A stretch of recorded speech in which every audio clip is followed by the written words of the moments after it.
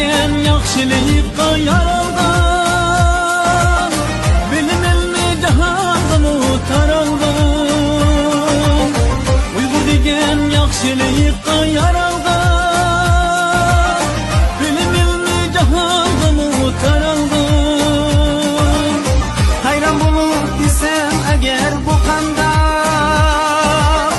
ma'rifatlik Uyg'ur degan mushunda.